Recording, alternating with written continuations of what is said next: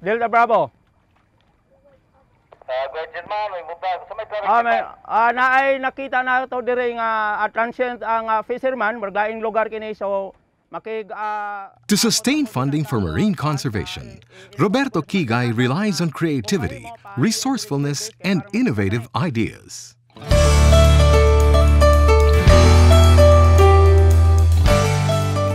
Since 2003, nung pumasok po ako sa local government unit, nakilala ko na po si Roberto Quigay. Ben, kumusta naman ang ato ang Fish Forever program sa Coastal Ben? Nanata sa phase nga pagkuha na sa atong managed access plus sanctuary sa Isla Sipaway, no? So aduna na inahimo nga mga disenyo. Yung MPA namin na lagay daan sa likuran ng Sipaway Island, yung St. John at saka yung Ermita Marine Santuario. Kaya sa ngayon, mga ilang taon na, medyo marami ng isda. Hindi katulad dati na binubumbahan talaga ng mga dinamita. Sige, butala rin madihadam. Ang organisasyon namin, yung San Carlos Small Fishermen Association, 14 years na po ang namin na matagal na bilang asosasyon.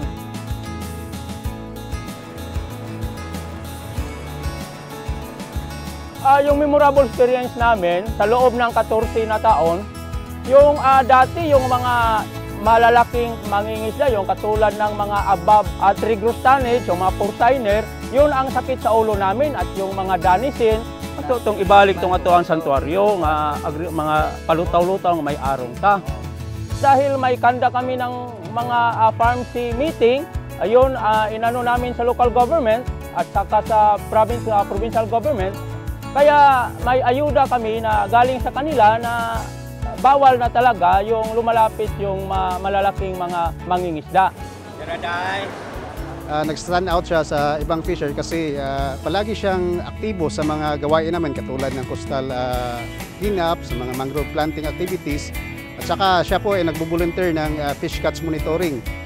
Sa kanilang community din, siya yung tinitingala ng mga ibang fishers, no? Doon humingi sa kanya ng mga advices at saka napapasunod niya yung mga kasama niyang mangingisda na sumunod talaga sa batas sa karagatan, no? Kung ano yung legal at saka ano yung illegal na fishing. Sinishare niya yon sa kanyang mga kasamahan.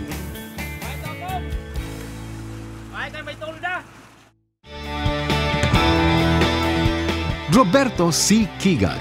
His reward will buy fishing gears, floating buoys for the marine sanctuary, fish aggregating devices, and second-hand bancas for the San Carlos Fishermen's Association in Negros Occidental.